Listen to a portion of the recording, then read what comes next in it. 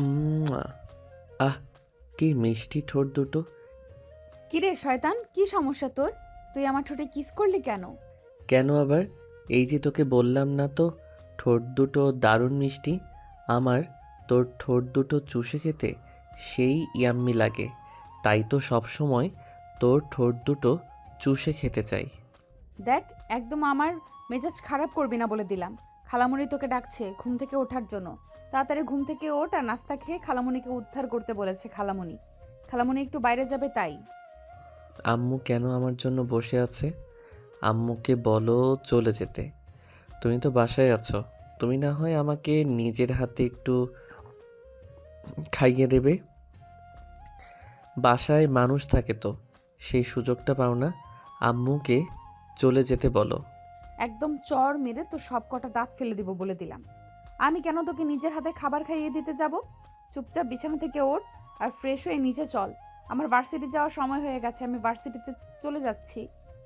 এই আশা শোন, আমি তো তোর বড় হই, তাহলে তুই আমাকে সবসময় তুই তুই করে কেন বলিস বল তো?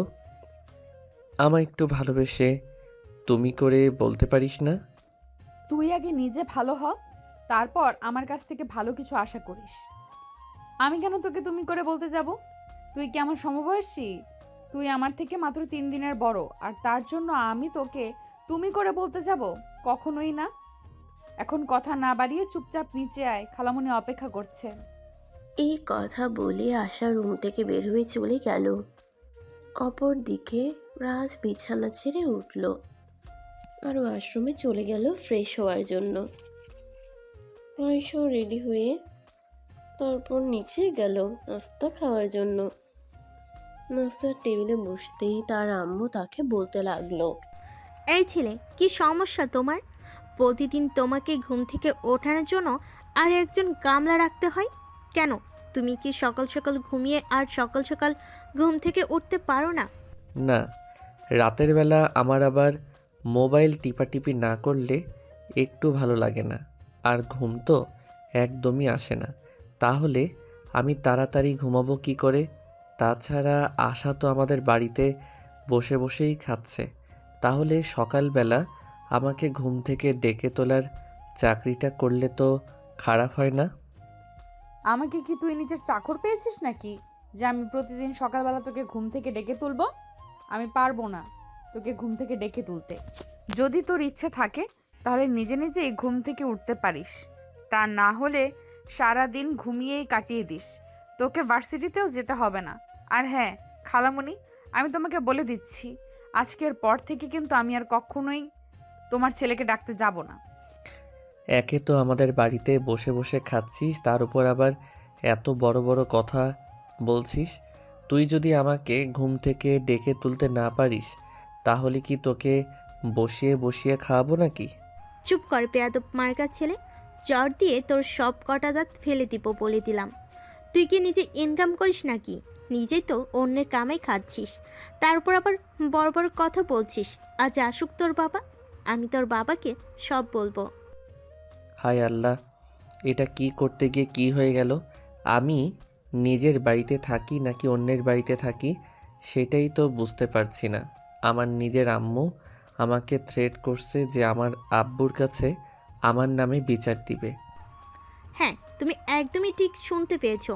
যাও, তুমি যদি আমার কথা না শোনো আর উল্টাপাল্টা কাজ করো, তাহলে আমি তোমার আব্বুর কাছে তোমার নামে বিচার দিতে বাধ্য হব।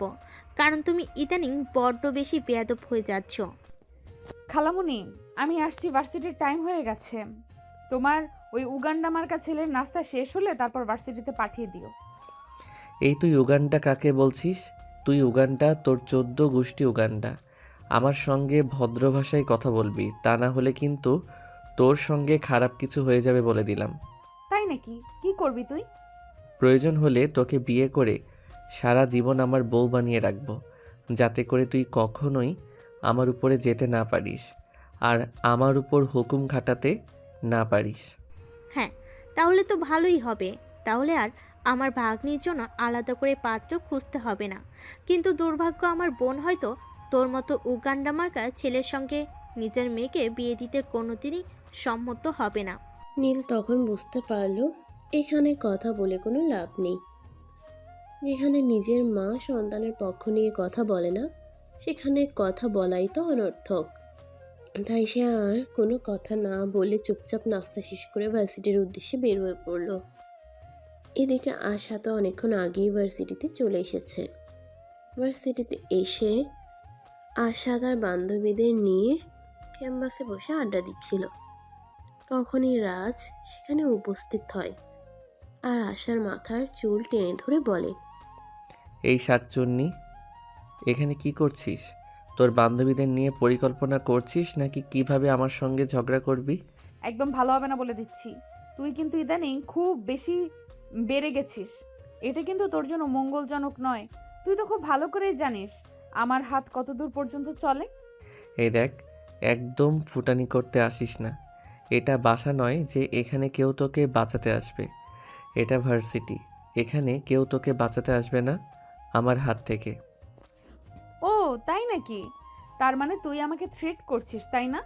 আচ্ছা ঠিক আছে, তাহলে আমিও দেখতে চাই তুই কি করতে পারিস।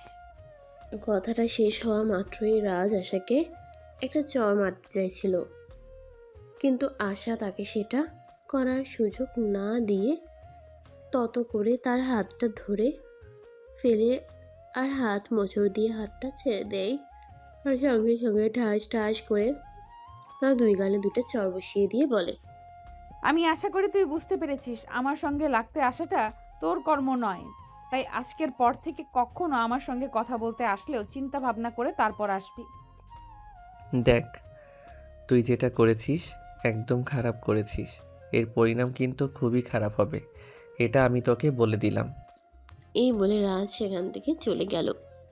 ভার্সিটির স্টুডেন্টের সামনে অপমান করা এটা সে কোনোভাবেই হজম করতে পারছে না। ওদিকে ভার্সিটির ছুটি হতে না হতেই রাজ ভার্সিটি থেকে বের হয়ে বাসায় চলে গেল। এদিকে আশা ভার্সিটির গেটের সামনে দাঁড়িয়ে তার জন্য অপেক্ষা করছিল, কারণ প্রতিদিন ভার্সিটি ছুটি হলে রাজ বাইকে করে নেহাকে বাসায় নিয়ে যায়। অপেক্ষা করেই যাচ্ছে, কিন্তু রাজের দেখা মিলছে না। তাই সে বাধ্য হয়ে বাসায় ফোন দিল। আসসালামু আলাইকুম খালামণি, তোমার ছেলে কোথায়? আমি সেই কখন থেকে ভার্সিটির গেটে বাইরে দাঁড়িয়ে অপেক্ষা করছি, কিন্তু তাকে কোথাও দেখতে পাচ্ছি না। কি বলিস তুই এটা? আমার আগে সন্দেহ হয়েছিল, কিন্তু রাজ তো আমাকে বাসে এসে বলল তুই নাকি তোর বান্ধবীদের সঙ্গে ঘুরতে গেছিস আর তাকে নাকি বাসে চলে আসতে বলেছিস। একদম মিথ্যা কথা খালামণি। তোমার ছেলে ভার্সিটিতে এসে আমার সঙ্গে বেয়াদবি করেছে, আমার গায়ে হাত তুলতে চেয়েছিল। আমি তাকে সেটা করতে দেইনি বলে সে আমার সঙ্গে রাগে এসব করছে। আচ্ছা ঠিক আছে, কোনো সমস্যা নেই, তুই একটা অটো নিয়ে বাসে চলে আয়, তারপর ব্যাপারটা আমি দেখছি। আর তার কিভাবে এত বড় দুঃসাহস হয়, সে তোকে বাইরে রেখে নিজে বাসে চলে এলো। আশা তখন আর কোনো কথা না বলে ফোনটা কেটে দিল, আর তারপর একটা অটোতে করে বাসায় চলে এলো। বাসায় এসে দেখতে পেল রাজ নিজেও রুমের দরজা লাগিয়ে উচ্চ শব্দে সাউন্ড বক্স বাজিয়ে গান শুনছে।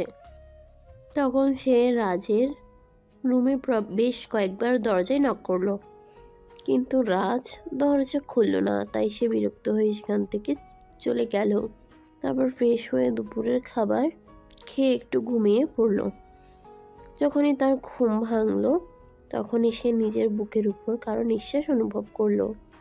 তখনই চোখ খুলে তাকিয়ে দেখলো রাজ তার বুকের উপর শুয়ে আছে। এটা দেখে সে তো একদম ভূত দেখার মতো চমকে গেল আর চিৎকার দিয়ে উঠল।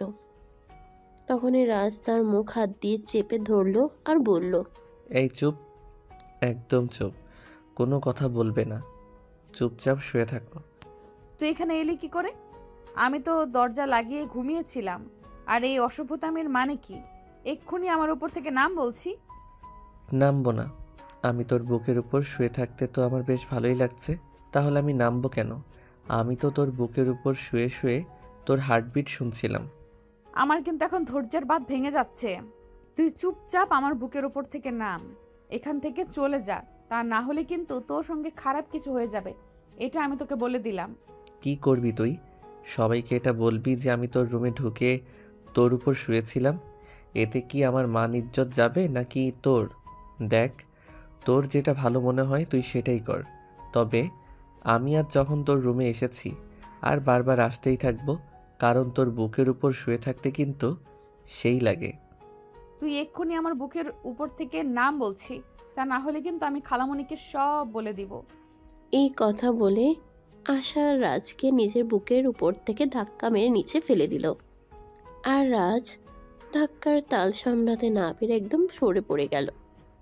আর তখনই ও মা গো বাবা গো বলে একটা চিৎকার দিল।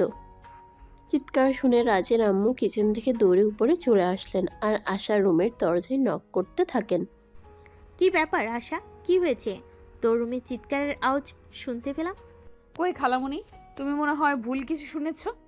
আমি তো আমার রুমে শুয়ে শুয়ে ঘুমাচ্ছিলাম, তাহলে এখানে চিৎকার করবে কে? হ্যাঁ, হয়তো সেটাও হতে পারে। আসলে এখন তো তোদের নিয়ে অনেক চিন্তা হয়, কারণ দুইটা ছেলে মেয়ে তো সারাদিন সতীনের মতো ঝগড়া করিস। আচ্ছা ঠিক আছে, আমি চলে যাচ্ছি, তুই একবার একটু রান্না করে আসিস। আজ রাতে বাসায় কিছু মেহমান আসবে, তাই একটু আমাকে সাহায্য করবি। আচ্ছা খালামণি, ঠিক আছে, কোনো সমস্যা নেই, তুমি যাও, আমি ফ্রেশ হয়ে এক্ষুনি আসছি। তখন রাজের আম্মু আর কোনো কথা না বলে চুপচাপ সেখান থেকে চলে গেলেন। এদিকে আশা বিছানা থেকে নেমে সোজা ওয়াশরুমে চলে গেল। তারপর ফ্রেশ হয়ে এসে দেখতে পেল রাজ এখনো তার বিছানার উপর বসে আছে। তাই সে রাজকে বলতে লাগলো, এই বেয়াদ্দব, আমার কাছে এলে তুই এখনো এখানে বসে আছিস কেন? নাকি তোর লাজ লজ্জা বলতে কিছুই নেই, আর এখনো এখানে বসে আছিস আমার আরো কঠোর কথা শোনার জন্য? তুই আমাকে আর কিছু নাবি, এই যে তুই আমাকে ধাক্কা দিয়ে ফ্লোরে ফেলে দিয়েছিস, এখন তো কোমরে প্রচণ্ড ব্যথা পেয়েছি, আমার হাঁটতেও কষ্ট হচ্ছে। তুই একটু আমাকে কোলে করে আমার রুমে দিয়ে আয়। ওরে বাবারে, ঢং দেখে আর বাঁচি নাই। শোন, আমাকে এত ঢং দেখাতে আসিস না, তোর এসব ঢং দেখতে আমার একদমই ভালো লাগে না। চুপচাপ এখান থেকে চলে যা, আমি যেন ফের রুমে এসে তোকে আর এখানে দেখতে না পাই। এই কথা বলে আশা বেগম বের হয়ে কিচেনে চলে গেল আর তার খালামণিকে রান্নার কাজে সহযোগিতা করতে বলল। এদিকে দেখতে দেখতে রাত 8টার মতো হয়ে গেল। রান্নার কাজ প্রায় শেষ। তাই আশা খালামণির কাছ থেকে বিদায় নিয়ে নিজের রুমে চলে আসলো পড়াশোনা করার জন্য। সে নিজের পড়া শেষ করে রাতের খাবার খেয়ে ঘুমিয়ে পড়ল। এর পরদিন সকালবেলা যখন ভার্সিটি যাবে, রেডি হয়ে ড্রয়িং রুমে বসে অপেক্ষা করছে রাজের জন্য, কিন্তু রাজ এখনো নিচে আসছে না। তাই সে রাজের আম্মুকে বলল, খালামণি, তোমার ছেলে কি এখনো ঘুম থেকে ওঠেনি নাকি? সে কখন থেকে অপেক্ষা করছে ভার্সিটিতে যাওয়ার জন্য। সে যদি এখনো ঘুম থেকে না ওঠে তাহলে তো ভার্সিটি লেট হয়ে যাবে। একটা কাজ কর, তুই একটা অটোতে করে ভার্সিটিতে চলে যা। আমি আর রাজকে ডাকাডাকি করতে পারবো না। তার যদি ইচ্ছে হয় সে ঘুম থেকে উঠবে, না হলে ঘুম থেকে ওঠার কোনো প্রয়োজন নেই। তার যা ভালো লাগে সে তাই করুক। আচ্ছা ঠিক আছে খালামণি, কোনো সমস্যা নেই। আসলে তোমাকে এই জন্যই বললাম, আমি যদি তোমাকে না বলে ভার্সিটিতে চলে যাই তারপর তো আবার তুমি আমাকে কিছু বলতে পারো, তাই। এ বলে আশা খালামণির কাছ থেকে বিদায় নিয়ে বাসা থেকে বের হয়ে চলে গেল। এদিকে রাজের যখন ঘুম ভাঙলো তখন প্রায় দুপুর 12টার মতো বাজে। সে ঘুম থেকে উঠে মোবাইলটা হাতে নিল। মোবাইল হাতে নিয়ে যখন দেখতে পেল প্রায় 12টা বাজে, তখন সে চিৎকার করে তার আম্মুকে ডাকতে লাগলো। আম্মু, ওই আম্মু, কোথায় তুমি? একটু তাড়াতাড়ি এদিকে আসো তো। কি ব্যাপার, কি হয়েছে? তোর কি সমস্যা? এভাবে সারের মতো চেঁচামেচি করছিস কেন? আমি ষাঁড়ের মতো চেঁচামেচি করছি তাই না? আচ্ছা ঠিক আছে, এখন তুমি আমাকে এইটা বলো যে এখন কয়টা বাজে? এখন কয়টা বাজে সেটা জেনে আমার কোনো কাজ নেই, তাই আমি দেখার বা জানার কোনোটাই প্রয়োজন বোধ করছি না। আম্মু, এখন দুপুর 12টা বেজে গেছে, তুমি আমাকে সকালবেলা ঘুম থেকে ডেকে দাওনি কেন? আমার তো আজ ভার্সিটিতে যাওয়াই হলো না, সামনেই আমার এক্সাম। এখন যদি ভার্সিটিতে না যাই তাহলে প্রিন্সিপাল স্যার আমাকে বকাবকি করবে।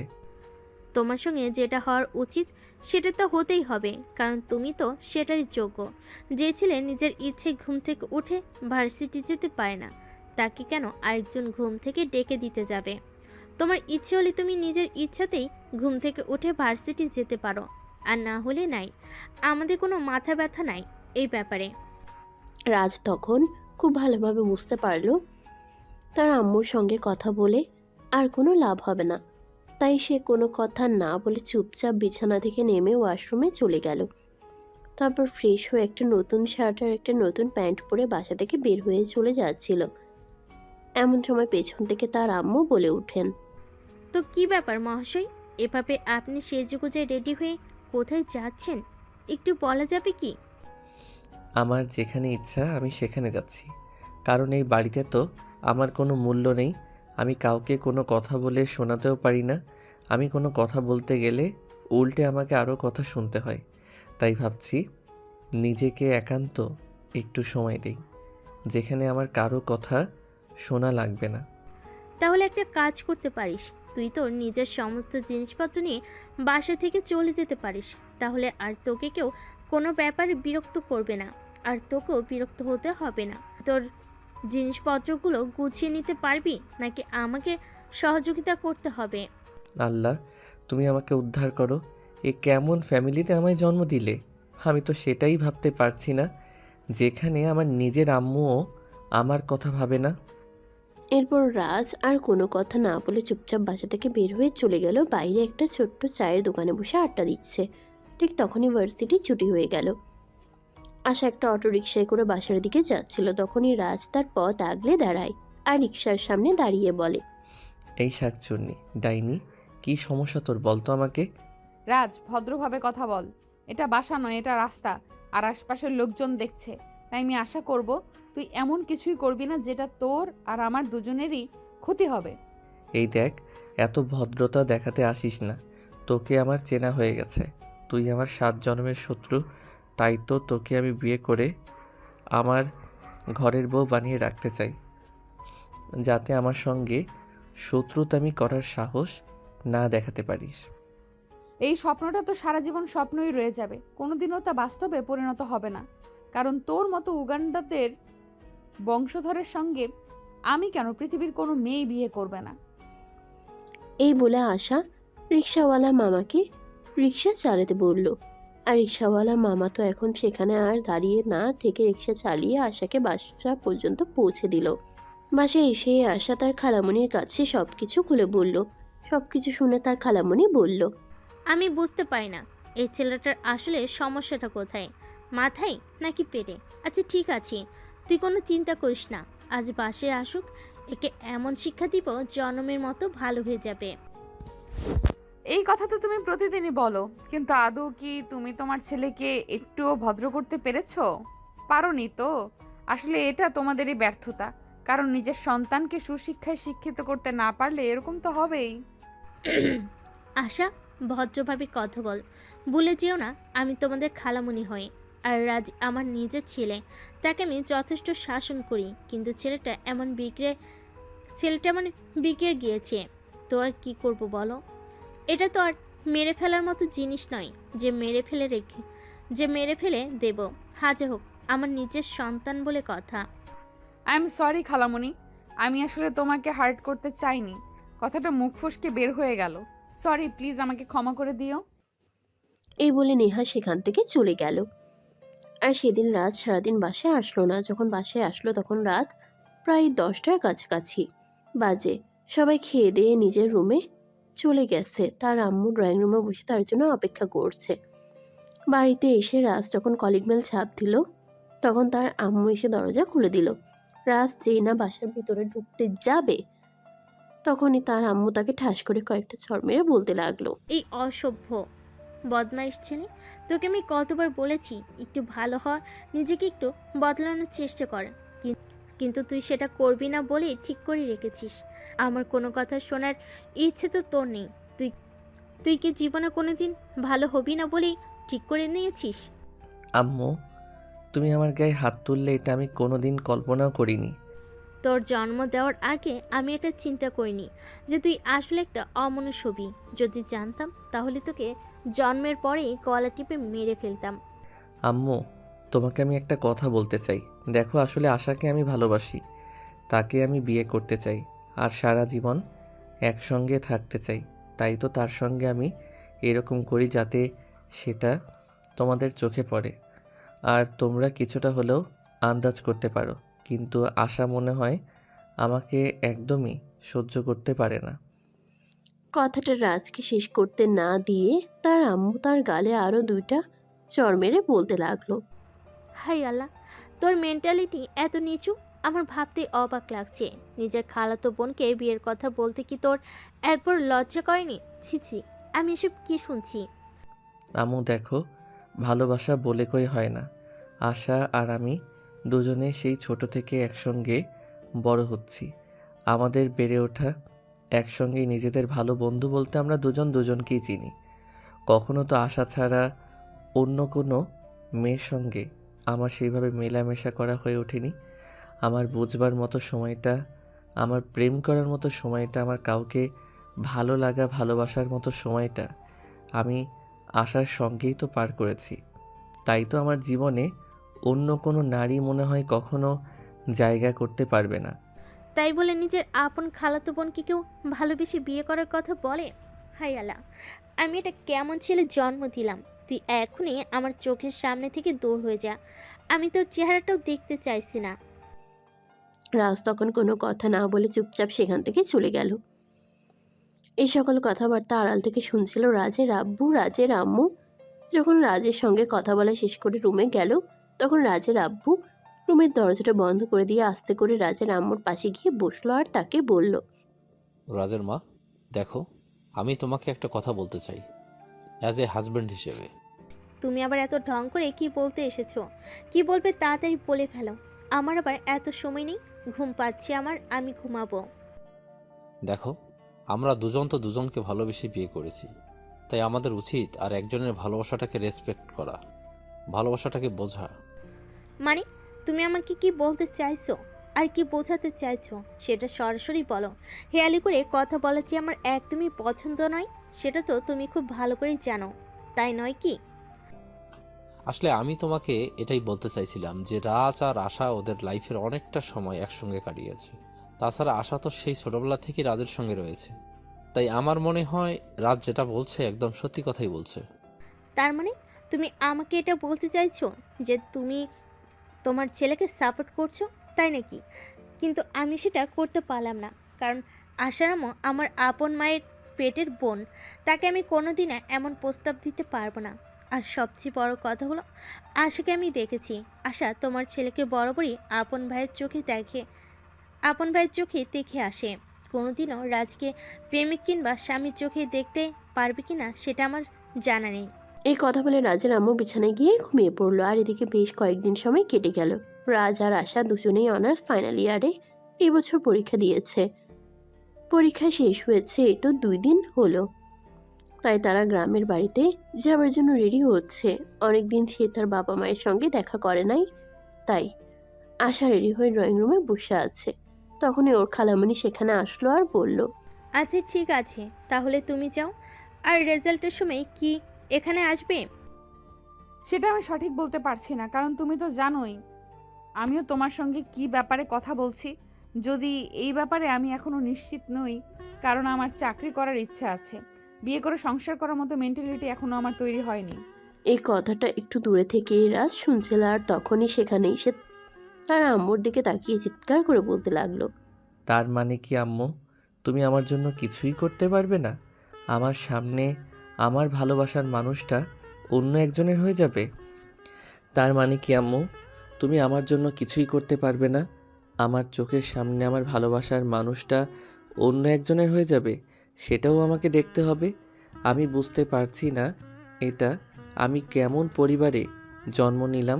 চুপ করো তুমি। তোমাকে আমি তখনও বলেছি আর এখনও বলছি, যেটা তুমি চাইছো বা যেটা আমাকে বলছো সেটা কোনোদিনও সম্ভব নয়।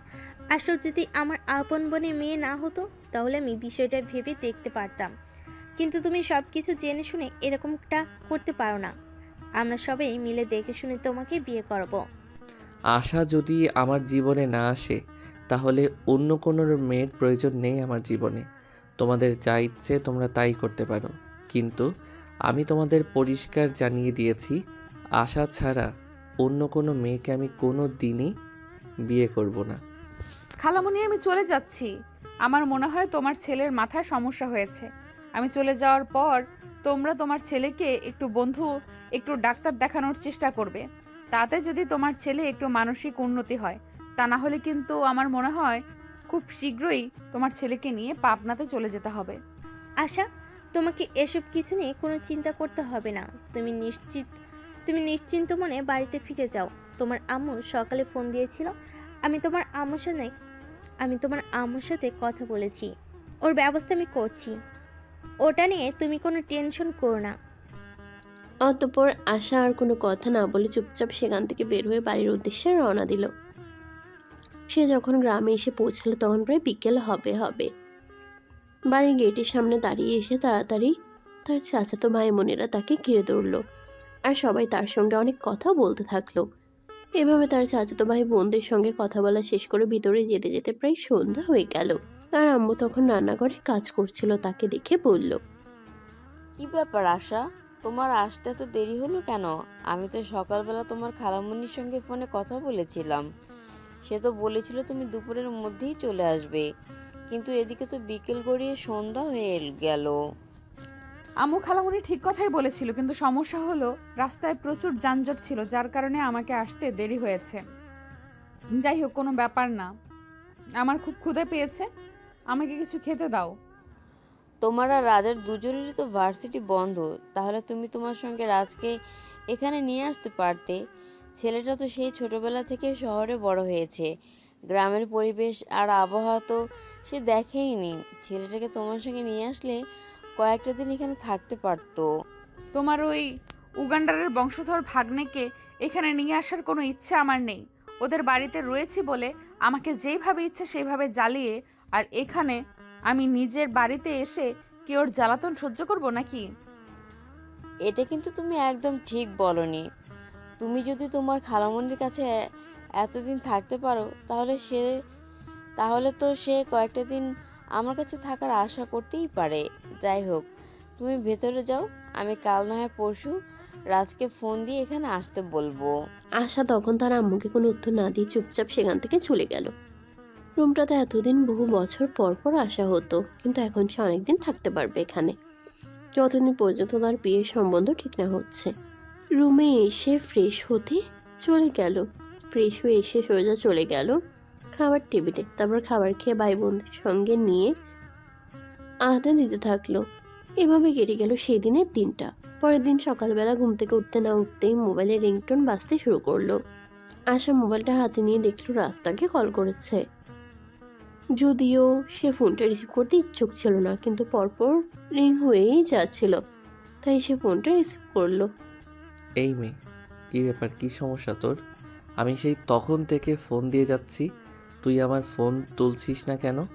নাকি ওখানে যাওয়ার আগেই নতুন বয়ফ্রেন্ড জুটিয়ে নিয়েছিস, যার কারণে এখন আর আমাকে তোর প্রয়োজন মনে হচ্ছে না? দেখ, উগান্ডারের বংশধর, একদম ভদ্রভাবে কথা বল। বয়ফ্রেন্ড আমার জীবনে কোনোদিন আসেনি আর আসবেও না। তুই তো ভালো করে জানিস আমার ফ্যামিলি আমার জন্য সম্বন্ধ করেছে, আর আমি আমার ফ্যামিলির পছন্দ করা ছেলেকেই বিয়ে করব। আশা, আমি তোকে বলেছি আর আম্মুকেও বলেছি, আমি কিন্তু তোকে ভালোবাসি। আমি কিন্তু তোকে অন্য কারোর হতে কোনো দিনই দেব না। তুই আমার, আর শুধু আমারই থাকবি। এ শোন, তোর মতো ইতর লম্পট চরিত্রহীন একটা ছেলেকে কোনো দিন আমি বিয়ে করতে যাব না। কারণ যেই ছেলে বোনের রুমে লুকিয়ে ঢুকে খালাতো বোনকে কিস করতে পারে, সেই ছেলেকে আর যাই হোক নিজের জীবন সঙ্গী করা যায় না। এই শোন, তোর যা ইচ্ছে তাই করতে পারিস, কিন্তু তুই যদি আমাকে ছাড়া ভুল করেও অন্য কোনো ছেলেকে বিয়ে করিস, তাহলে কিন্তু আমি তোকে এইটা বলে দিচ্ছি, তুই বিয়ে করতে পারবি ঠিকই ওই ছেলেটাকে, কিন্তু তোর সঙ্গে বাসর ঘরে আমি থাকবো। রাজ, এখন কিন্তু একদম বেশি হয়ে যাচ্ছে। তুই কিন্তু একদম ধৈর্যের সীমা ছাড়িয়ে যাচ্ছিস। এর ফল কিন্তু খুবই খারাপ হবে, এটা আমি তোকে বলে দিলাম। তুই কি খারাপ করতে পারিস সেটা আমিও দেখতে চাই। আমি আগামীকাল সকাল হওয়ার আগেই তোদের বাড়িতে পৌঁছাচ্ছি, কথাটা তুই মনে রাখিস। মানে তুই কি বলতে চাইছিস? আমি এক্ষুনি নিজের সমস্ত জিনিসপত্র গুছিয়ে নিয়েছি, আর আজ বিকালেই তোদের বাড়ির উদ্দেশ্যে রওনা দিব। আশা করি আগামীকাল সকাল হওয়ার আগেই তোদের বাড়িতে পৌঁছাতে পারবো। আর এই খবরটা তুই খালামণিকে দিয়ে রাখবি। কথাটা বলেই রাজ ফোনটা কেটে দিল। অপরদিকে তখনই আশার আম্মু তাকে ডাকতে এলো। এই আশা, আশা, কি হলো? তুই এখনো ঘুম থেকে উঠিসনি কেন? শীতের সকাল, সবাই অপেক্ষা করছে তোর জন্য। পিঠা বানিয়েছি, একসঙ্গে খাবি বলে। আর এই শীতের সকালে কেউ এত সকালে ঘুম থেকে ওঠে নাকি? আমি আরও পরে ঘুম থেকে উঠবো। তোমরা সবাই নাস্তা করে নাও, আমার জন্য অপেক্ষা করতে হবে না। সেটা আমাকে বললে তো হবে না। তোমার আব্বু, তোমার চাচু, তোমার চাচিরা সবাই তোমার জন্য অপেক্ষা করছে। তুমি এক্ষুনি বিছানা থেকে নেমে এসো। আশা তখন আর কোনো উপায়ন্তর না পেয়ে বিছানা থেকে নেমে ফ্রেশ হয়ে তারপর সবার সঙ্গে নাস্তা করতে নিচে চলে গেল। শীতের সকাল আশায় আম্মু আর চাচিরা মিলে হলিক রকমের পিঠা বানিয়েছে। সেগুলো নিয়ে অপেক্ষা করছিল বাড়ির সবাই। সে নিচে যেতেই তার আব্বু তাকে বলল, কি ব্যাপার মামনি, তোমার এখানে আসতে এত দেরি হলো কেন? আমরা সবাই সেই কখন থেকে নাস্তা নিয়ে তোমার জন্য অপেক্ষা করছি। এতদিন পর তুমি বাড়িতে এসেছো বলে কোথায় সবাই মিলে একসঙ্গে নাস্তা খাবো? আমি তো আম্মুকে বলেছিলাম তোমরা খাবার খেয়ে নিতে। আসলে শীতের সকালে কি এত সকালবেলা ঘুম থেকে উঠতে ইচ্ছে করে? তাই তো আমি আম্মুকে বলেছিলাম আমি আরেকটু ঘুমাবো। আরে মামনি, এরকমটা বললে হয় নাকি? তুমি এতদিন পর বাড়িতে এসেছো, এখন তো একটু আমাদের সময় দিতেই হবে। তাছাড়া তোমার বিয়ের সম্বন্ধ চলছে, কয়দিন পর যদি তোমার বিয়ে হয়ে যায় তাহলে তো আর তোমাকে পাবো না। তোমরা আমাকে এত তাড়াতাড়ি বিদায় করতে চাইছো কেন বলো তো? এই তো সবে তো পড়াশোনা শেষ করলাম, এখন একটা চাকরি বাকরি খুঁজি, তারপর না হয় বিয়ে শাদী করা যাবে। সেটা বললে তো হবে না মামনি, তুমি আমাদের পরিবারের বড় মেয়ে, তোমাকে আমরা বিয়ে দিয়ে সবাই মিলে একটু আনন্দ উল্লাস করতে চাই। তাছাড়া তোমার পরে এই বাড়িতে আরও মেয়ে রয়েছে, তোমার বিয়ে হলে তারপর তো তারা সিরিয়াল পাবে। যারা বিয়ের জন্য পাগল হয়ে রয়েছে তাদেরকে তুমি বিয়ে দিয়ে দাও, তাহলে তো ঝামেলা চুকে যায়। আমি তো বিয়ের জন্য এত উতলা হয়ে যাইনি যে আমাকে সবার আগে বিয়ে দিতে হবে। দেখো আশা, আমরা এত কথা শুনতে চাই না। তোমার পড়াশোনা করার ইচ্ছে ছিল, আমরা তোমাকে পড়াশোনা করতে দিয়েছি। এখন তোমার বিয়ের বয়স হয়েছে, তাই এখন তোমাকে বিয়ে করতেই হবে। এখন আর অন্য কোনো অজুহাত দেখালে চলবে না। আশার আম্মুর এই কথা শুনে পাশ থেকে তার ছোট চাচি মেয়ে রিমি তাকে বলতে লাগলো, হ্যাঁ আপু, বড় আম্মু একদম ঠিক কথাই বলেছে। তুমি বিয়েটা করে নিলেই আমাদের সিরিয়াল এসে পড়বে। তুমি তো জানোই আমার বয়ফ্রেন্ড আমাকে বিয়ের জন্য তাড়া দিচ্ছে। এখন ফ্যামিলির বড় মেয়েকে রেখে তো আর আমি বিয়ে করে নিতে পারি না। তাই তুমি বিয়েটা করে নিলেই আমার পথটা ক্লিয়ার হয়ে যাবে। তোর যখন এতই বিয়ের প্যারা, তাহলে তুই এখনো বসে আছিস কেন? জলদি করে বিয়েটা করে নে, প্রয়োজন হলে চল আমি তোদের নিয়ে গিয়ে কাজী অফিসে বিয়ে করিয়ে দিই। আরে আশা আপু, তুমি এটা কি বলছো? তুমি পরিবারের বড় মেয়ে, আমরা সবাই মিলে আগে তোমাকে বিয়ে দিতে চাই, তারপর রিমির বিয়ে নিয়ে চিন্তা করব। আশা তখন সব কটাকে ধমক মেরে রাস্তার টেবিল থেকে উঠে চলে গেল। এর পরদিন সকালে হতে না হতেই কলিং বেলের আওয়াজ শোনা যাচ্ছিল। আশা ঘুম থেকে উঠে নিচে গিয়ে দরজাটা খুলে দিল। দরজা খুলেই সে দেখতে পেল রাস্তার সামনে দাঁড়িয়ে আছে। কিরে, কি ব্যাপার? কি সমস্যা তোর? তুই কেন এখানে এসেছিস? আমার শ্বশুর বাড়িতে আমি এসেছি, এটা কি আমি তোর কাছে কৈফিয়ত দেব নাকি কেন এসেছি? তুই আমার চোখের সামনে থেকে সর আর আমাকে ভিতরে যেতে দে। দেখ, একদম অসভ্যতামো করবি না, তাহলে কিন্তু তোর সঙ্গে খারাপ কিছু হয়ে যাবে বলে দিলাম। তুই চুপচাপ এখান থেকে চলে যা। এটা আমার বাড়ি, তোর শ্বশুর বাড়ি কেন হতে যাবে বল হারামজাদা? আশার আম্মু রান্নাঘর থেকে তাদের দুজনের কথোপকথন শুনছিল। উনি রাজ্যের কণ্ঠ শুনে কিছুটা বুঝতে পেরেছিলেন, তাই বের হয়ে দরজার সামনে আসলেন। আরে, এটা আমি কাকে দেখছি? রাজ, তুমি কখন এলে? আর আসবে, আমাকে ফোন দিয়ে বলনি কেন? তোমাকে সারপ্রাইজ দেব বলে জানানো হয়নি। যাই হোক, কেমন আছো তুমি? এই তো বাবা, আল্লাহর রহমতে ভালোই আছি। তোমার কি অবস্থা? আর তোমার আম্মু কেমন আছে? তোমার আম্মুর সঙ্গে তো সেদিন আমার কথা হয়েছিল, কিন্তু তোমার আম্মু তো আমাকে এ ব্যাপারে কিছুই বললো না যে তুমি এখানে আসবে। আসলে আম্মুকেও সেভাবে বলা হয়নি। আমি হুট করে সিদ্ধান্ত নিলাম তোমাদের এখানে আসবো আর কাউকে কোনো কিছু বলা কওয়া ছাড়াই তোমাদের এখানে চলে এলাম। যাই হোক, চলে এসেছো, ভালো করেছো।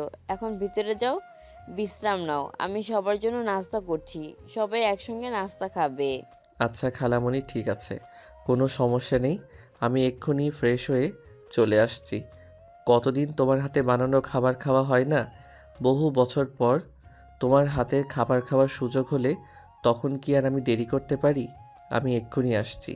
এই কথা বলে রাজ উপরে চলে গেল। আর বেশ কিছুক্ষণ পর সে ফ্রেশ হয়ে নিচে চলে আসলো। সবাই মিলে একসঙ্গে নাস্তার টেবিলে নাস্তা খেতে বসেছে। তখনই রাজ আশার পায়ে একটা খামচি মারলো। তারা দুজনেই সামনাসামনি বসেছিল, তাই আশা সেটা দেখে রাগে গজগজ করতে থাকলো, কিন্তু সবার সামনে কিছু বলতে পারলো না। তাই সে নাস্তা শেষ না করেই টেবিল থেকে উঠে নিজের রুমে চলে গেল। আশা তখন মোবাইলে ফেসবুকের নিউজ ফিডে ঘোরাঘুরি করছিল। কি ব্যাপার ডার্লিং, কি করছো তুমি? ফালতু মার্কা কথাবার্তা বন্ধ কর। আর তুই আমাকে এটা বল যে তুই এখানে কেন এসেছিস? আমি তো তোকে এখানে আসতে নিষেধ করেছিলাম, তারপরও কেন বেহায়ার মতো এখানে চলে এসেছিস? তোকে ছাড়া থাকতে পারছিলাম না, তাই তো তোর কাছে ছুটে চলে এলাম। আমার মনে হয় আমি এখানে আসাতে তুই খুশি হোসনি, তাই না? তুই এখানে আসাতে আমি যে একদম খুশি হইনি সেটা তুই খুব ভালো করেই বুঝতে পেরেছিস। তারপরও তুই কেন বেহায়ার মতো এখানে এসেছিস বলতো? কারণ আমি তোকে ভালোবাসি। তোকে আমি আমার চোখের সামনে অন্য কারো হয়ে যেতে দেব না। যেভাবেই হোক তোকে আমি আমার করেই নিব। তোর মনের এই সুপ্ত আশাটা কোনোদিনও পূরণ হবে না, এটাই আমার বিশ্বাস। কারণ আমি তো তোকে কোনোদিনও বিয়ে করব না, আর আমার ফ্যামিলিও মনে হয় না কোনোদিনও তোর এসব পাগলামির কোনো গুরুত্ব দেবে বলে। শোন ছেলে, আমি লাখে একটা, আমার মতো ছেলে কিন্তু তুই জীবনেও খুঁজে পাবি না। তাই আমাকে বিয়ে করার অপশনটা তুই এভাবে রিজেক্ট করতে পারিস না। এখনও সময় আছে, তুই চিন্তা করে দেখ। আশা তার এইসব কথার কোনো পাত্তা না দিয়ে সেখান থেকে বের হয়ে সোজা বাইরে চলে গেল। সে বাড়ির সামনের ফুল বাগানে বসে আছে আর চাচাতো ভাই বোনদের নিয়ে গল্প করছে। তখনই সেখানে আসার আম্মু আসলো। কি ব্যাপার আশা, তুমি এখানে কি করছো? রাজ এতদিন পর আমাদের বাড়িতে এসেছে, তুমি তাকে একটু সময় দাও। আমি কেন ওই উগান্ডারের বংশধরকে সময় দিতে যাব? আমার এতটাও সময় নেই যে আমি তার সঙ্গে সময় কাটাতে যাব। আমার কাজ আছে। আচ্ছা, তোমার কি হয়েছে তুমি প্লিজ বলবে আমাকে? ছেলেটা আসার পর থেকে দেখছি তুমি ছেলেটাকে একদম সহ্য করতে পারো না। সেখানে তুমি কি করছো না করছো সে ব্যাপারে তো আমি কিছুই জানি না, কিন্তু ছেলেটা এখন আমাদের বাড়িতে বেড়াতে এসেছে, তোমার উচিত ছেলেটার সঙ্গে ভালো ব্যবহার করা। পারবো না আমি তার সঙ্গে ভালো ব্যবহার করতে, কারণ আমি যতদিন তাদের বাড়িতে থেকেছি ততদিন সে আমাকে একটু রেসপেক্ট করেনি। সব সময় আমার সঙ্গে অসভ্যতামই করেছে। আমি কেন এখন তার সঙ্গে ভালো ব্যবহার করতে যাব? আশার আম্মু তখন আর কোনো কথা না বলে চুপচাপ সেখান থেকে চলে গেল। এদিকে দেখতে দেখতে বিকেল হয়ে এলো। আশা তখন ছাদে তার ফুল গাছগুলোতে পানি দিচ্ছিল। তখনই রাজ সেখানে আসলো আর আশাকে বলল, আচ্ছা চলো না, একটু বাইরে থেকে ঘুরে আসি। তোমাদের এখানে এসেছি আর তুমি তোমাদের এলাকাটা ঘুরে দেখাবে না? তোর যদি এতই ঘুরে দেখার ইচ্ছে থাকে তাহলে তুই নিজে ঘুরে দেখে আসতে পারিস। আমাকে কেন বলছিস? আমি তোকে নিয়ে কোথাও যেতে পারবো না। আর ঘুরতে যাওয়া তো অনেক দূরের কথা, তুই এটা দুঃস্বপ্নও ভাবিস না। নিজের হবু জামাইকে নিয়ে ঘুরতে যেতে তোমার সমস্যা কোথায়? চলো না একটু ঘুরে আসি। রাজের এই কথায় আশা খুব রেগে গেল। ঠাস করে রাজের গালে একটা চড় বসিয়ে দিয়ে বলতে লাগলো, এটাই আসলে তোর প্রাপ্য ছিল। তুই তো একটা নির্লজ্জ বেহায়া। আমার কাছে এলে তোকে এত কথা বলি তাও তোর লজ্জা হয় না। বেহায়ার মতো একটা কথা তুই বারবার বলতেই থাকিস। আশা করি আজকের পর আর এমন কিছু করার সাহস পাবি না। কে বলছে তোমারে আমি সাহস পাবো না? রাগ আর অভিমান হোক, তোমার ছোঁয়া তো পেয়েছি, সেটাকে আমি আমার তোমার ভালোবাসা বলে চালিয়ে নেব। জীবনে বেহায়া ছেলে বহুত দেখেছি, কিন্তু তোর মতো বেহায়া ছেলে আমি আমার সারা জীবনে একটাও দেখেছি বলে মনে হয় না। তুই আসলেই একটা বেহায়া। আশা তখন আর কোনো কথা না বলে সেখান থেকে চলে গেল। আর রাজ তখনও আশার চাচাতো ভাই বোনদের সঙ্গে বসে সেখানেই গল্প করতে লাগলো। তখনই আশার চাচাতো ভাই রাজকে বলে, ভাইয়া আমার মনে হয় আপুর পেছনে টাইম ওয়েস্ট করে আপনার কোনো লাভ হবে না, কারণ আমাদের ফ্যামিলির মেয়েরা প্রেম ভালোবাসা ওসব খুব একটা বিশ্বাস করে না। রিমির সম্পর্ক করে সেটা অন্য কথা, কারণ সে ছোটবেলা থেকেই প্রেমে বিশ্বাসী ছিল। সমস্যা নেই, চিন্তা করো না, আমি তোমাকে কথা দিচ্ছি। তোমার বোন আশাকে আমি আমার ঘরের বউ বানিয়েই ছাড়বো। সে যে যাই বলুক আর যত চেষ্টাই করুক না কেন, আমি কিন্তু কোনোভাবেই তোমার বোন আশাকে অন্য কারো হতে দেব না। আচ্ছা ভাইয়া, ঠিক আছে, আপনার জন্য শুভকামনা রইল। যদি আমি জানি না আপনার মনের আশা কোনো দিন পূর্ণ হবে কি না, কারণ আশা আপু ছোটোবেলা থেকেই এক কথা, মানুষের যখন কোনো একটা সিদ্ধান্ত নেই কেউ তাকে সেই সিদ্ধান্ত থেকে পিছু হটাতে পারে না। তারপরে যদি আপনি সেটা করতে পারেন তাহলে মনে করব আপনি পৃথিবীতে অন্যরকম এক পুরুষ, যাকে কিনা সম্পূর্ণ আলাদাভাবে সৃষ্টি করা হয়েছে। ঠিক আছে, তাহলে অপেক্ষা করতে থাকো আর দেখতে থাকো আমি কি করি আর কি করতে পারি। এরপর চলে গেল আরও 2 থেকে 3 দিন। আজ আশাকে তার বাবার পছন্দ করা ছেলে দেখতে আসবে, তাই সকাল থেকেই বাড়িতে তোড়জোড় চলছে। আশার আম্মু সকালবেলা থেকে রান্নাঘরে, সেই সঙ্গে তার চাচিরাও সবাই মিলে বাড়িঘর পরিষ্কার করছে, গুছাগুছি করছে। দেখতে দেখতে দুপুর গিয়ে বিকেলে হতে চলল, আর পাত্রপক্ষ চলে আসলো। পাত্রপক্ষের সামনে আশাকে নিয়ে আসা হলো। আশাকে অনেক সুন্দর করে সাজানো হয়েছে। একটা পিঙ্ক কালারের শাড়ি নিয়ে আসা এমনিতেও যথেষ্ট সুন্দরী, আর এই শাড়িটাতে আশাকে অনন্য লাগছিল। দেখা দেখির পর্ব শেষ হলে আশা আর পাত্রকে আলাদা করে কথা বলার জন্য দেওয়া হলো। আর তখন আশার আম্মু রাজকে তাদের সঙ্গে যেতে বলল। আর এই কথা শুনে রাজ আশার আম্মুকে বলে, খালামণি, সেটা তো খুব একটা প্রয়োজন আছে বলে মনে হয় না, কারণ বিয়েটা তোমার মেয়ের যদি ভালো মনে হয় তাতেই ভালো। সেখানে আমরা কেন যাব? আর তারা দুজন কথা বলবে, সেখানে তো কাবাবের হাড্ডি হওয়ার কোনো প্রয়োজন আছে বলে আমি মনে করি না। সেটা ঠিক আছে। আচ্ছা ঠিক আছে, যাওয়ার কোনো প্রয়োজন নেই। হ্যাঁ আম্মু, রাজ একদম ঠিক কথাই বলেছে। বিয়েটা আমার, তার নয়। তাই যে কোনো সিদ্ধান্ত আমাকেই তো নিতে হবে। তাই সেখানে ওর যাওয়ার প্রয়োজন আছে বলে আমিও মনে করছি না। রাজ তখন আর কোনো কথা না বলে চুপচাপ সেখান থেকে চলে গেল। এদিকে আশা ওই ছেলেটাকে নিয়ে ছাদে এসেছে। পাশাপাশি দুজন দাঁড়িয়ে আছে, কিন্তু কেউই কোনো কথা বলছে না। তখনই আশা নীরবতা ভেঙে বলল, কি ব্যাপার মিস্টার, কি সমস্যা আপনার? আপনি এভাবে চুপচাপ দাঁড়িয়ে আছেন কেন? আপনার কি আমাকে কোনো কিছু জিজ্ঞেস করার নেই? না মানে, আসলে আপনাকে তো আমার অনেক কথা জিজ্ঞাসা করার ছিল, কিন্তু কিভাবে জিজ্ঞেস করব সেটা তো বুঝতে পারছি না। আপনার সঙ্গে তো আজকেই প্রথম পরিচয়। শুনুন, এত হেয়ালি কোনো আমার একদমই পছন্দ নয়। আপনার যদি আমাকে কিছু জিজ্ঞাসা করার থাকে তাহলে আপনি আমাকে জিজ্ঞেস করতে পারেন। আমি নির্দ্বিধায় আপনার প্রশ্নের উত্তর দিয়ে দেব। না মানে, আসলে আমি আপনার কাছ থেকে বেশি কিছু জানতে চাই না। আপনি কি রিলেশনশিপ কন্টিনিউ করছেন? মানে আপনার কি কোনো বয়ফ্রেন্ড আছে? জাস্ট এইটুকুই জানার আছে, এর বেশি কিছু জানতে চাই না আমি। কোনো দিন আমাকে দিয়ে হয়রানি আর ভবিষ্যতে কোনো দিন হবে কি না সে ব্যাপারে আমার যথেষ্ট সন্দেহ আছে। তাই আমি বলবো এই ব্যাপারে আমাকে প্রশ্ন না করাই আপনার সবচেয়ে বেশি ভালো হবে। তাছাড়া একটা কথা হয়তো আপনারা সবাই খুব ভালো করেই জানেন, মেয়েরা বিয়ের আগে প্রেম প্রেম করেই থাকে, কিন্তু বিয়ের পর সব কিছু ছেড়ে দেয় সংসার বাঁচানোর তাগিদে। হ্যাঁ, সেজন্যই আমি আপনার কাছে জানতে চাইছি, কারণ মনে একজন আর অন্যজনও সংসার করা, এটা আমি পছন্দ করি না। আপনি যদি অন্য কাউকে পছন্দ করেন তাহলে সেটা আপনি আমাকে বলতে পারেন। না, আপনি একদম নিশ্চিত থাকতে পারেন আমার লাইফে এখনো সেরকম কেউ আসেনি আর আসবেও না। যাই হোক, এবার আপনি আপনার ব্যাপারে বলেন, আপনার কি কোনো গার্লফ্রেন্ড আছে?